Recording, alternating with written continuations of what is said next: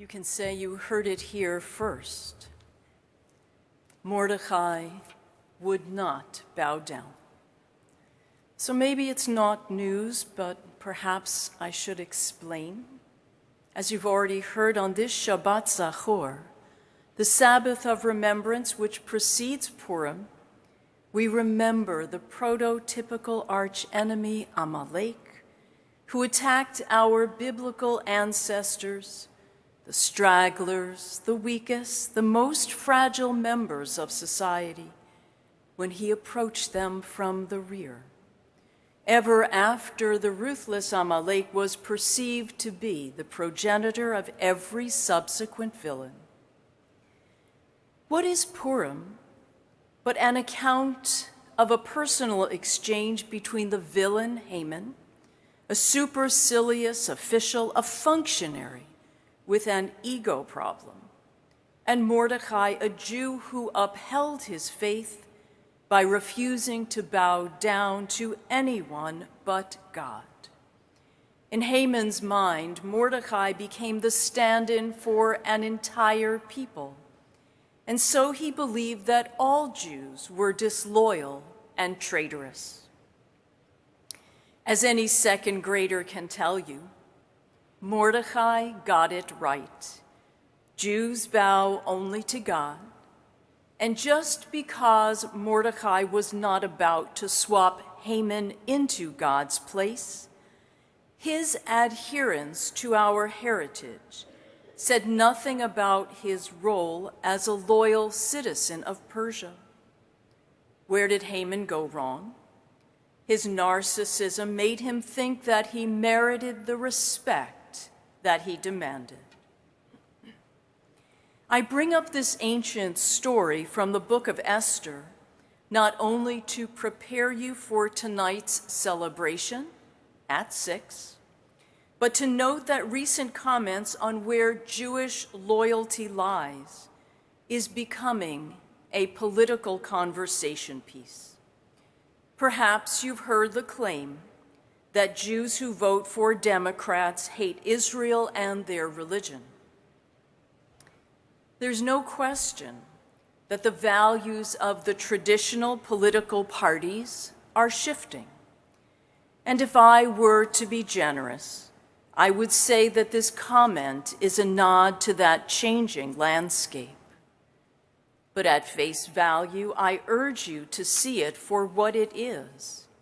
It was not intended to be an insightful analysis of current trends, nor was it a casual comment, but a calculated revival of an age-old anti-Semitic trope. The charge, and it is that, a charge, is that Jews hold a dual loyalty, primarily to their faith rather than to the nation in which they reside. Reaching back to the Middle Ages, when it came to settling a halachic question, Jews would often seek a religious ruling from an expert who may have lived in another community or country. And our literature is full of such exchanges where an expert opinion is sought from an authority who may live in another continent entirely. And yet to their local neighbors, this network based on a shared faith could well have been perceived as threatening, as a challenge to the nation in which they lived. In so many lands, in so many epochs. We know that as recently as Joe Lieberman's candidacy, that he was asked how he would balance his faith and his duty to the country should he be elected as vice president. Dual loyalty is a persistent and enduring canard. Deborah Lipstadt noted that one central element of anti-Semitism is that Jews have other loyalties, which is why when the Nazis began denigrating Jews, she said, falsely accusing them of having betrayed their country and undermined its security, people were willing to believe it. Labeling us as the other comes laden with centuries of baggage. It is dangerous and divisive and demeaning to be told what we should believe or how we should behave or vote or whom to support if we are to be considered, quote, good Jews. The Jewish community has many opinions.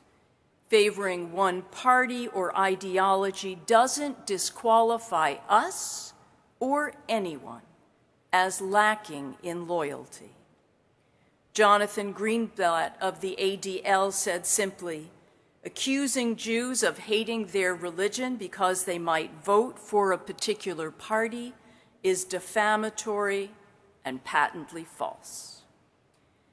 But just because we denounce it doesn't mean that the concern is put to rest or that the message hasn't already been disseminated.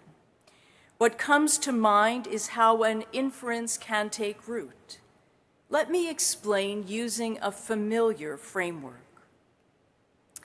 For example, in court, when a lawyer introduces an idea, fully aware that their statement is inadmissible, but they say it anyway to ensure that the jury hears it, the judge might guide the clerk to strike it from the record, but the seed has already been planted. So too, when it comes to dual loyalty, which is predicated on fear and difference, if the idea is already part of the vernacular and social construct, then weaponizing it would not be difficult. In 1936, the esteemed Rabbi Abba Hillel Silver gave a Purim sermon he titled Mordechai Would Not Bow Down, in which he wrote, suspicion and fear of the unknown can easily be stimulated in the masses. The masses love conformity, unity. When you rouse them to a sense of fear, a sense of difference, you are on the way to victory. In those days, as in these days in Germany. He continued, Haman did not persuade the king all at once. Our Midrash tells us that Haman carried on a protracted campaign of propaganda before he finally persuaded the king, just as the Nazis have carried on 15, 18 years of propaganda to poison the German mind against the Jews. If you repeat something often enough, he said, the people come to accept it as an axiom, which is something that requires no proof, no investigation. That is the dangerous power of propaganda and its appeal to the anti-Semite. The power of propaganda. What are we hearing frequently and repeatedly? But inflammatory language specifically chosen to mimic other strongmen, past and present. Strong words evoke an equally strong response. Words like vermin and inhuman. We hear of migrants being debased as less than people.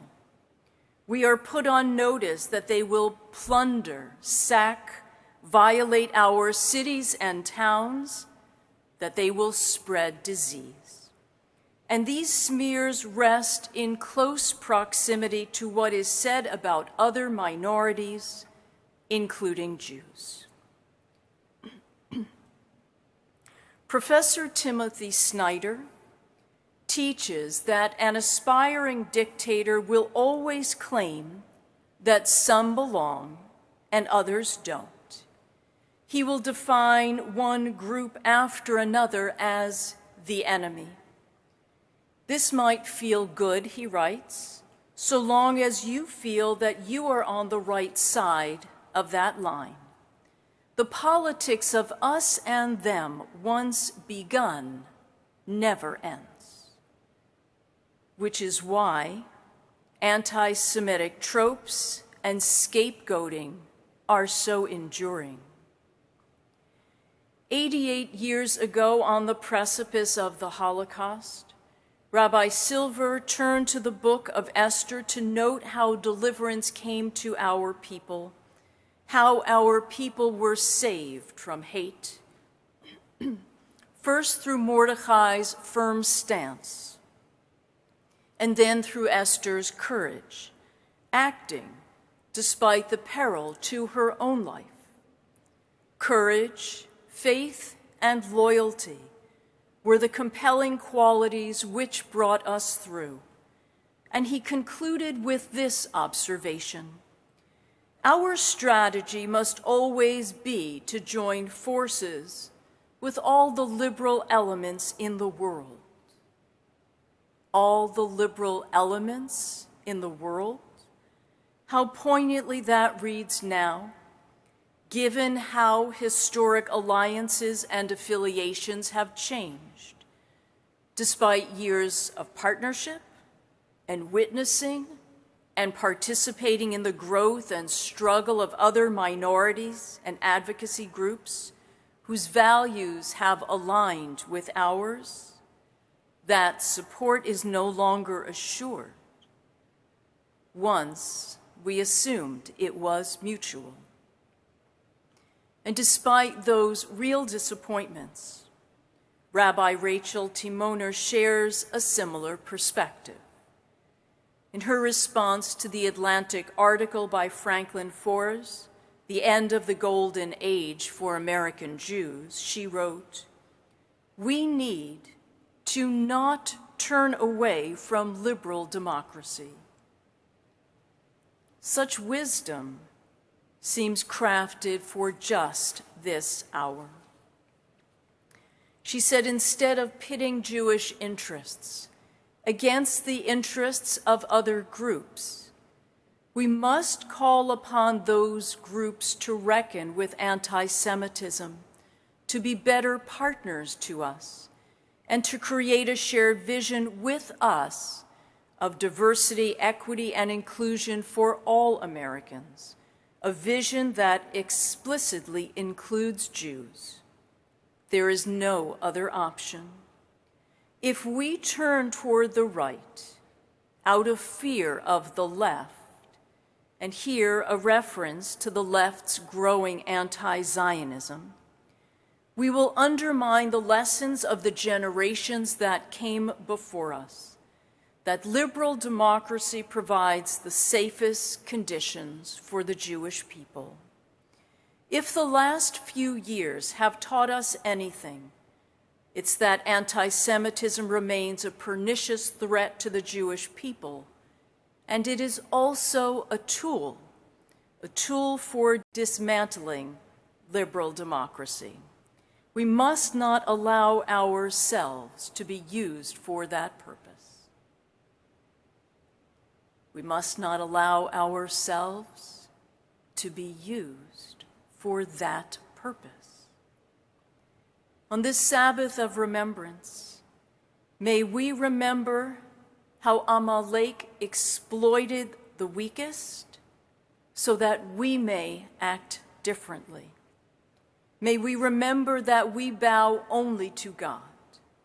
May we remember how democracy allows for an entire spectrum of beliefs and opinions, and that is where our loyalty lies. Shabbat Shalom, Chag Purim Sameach.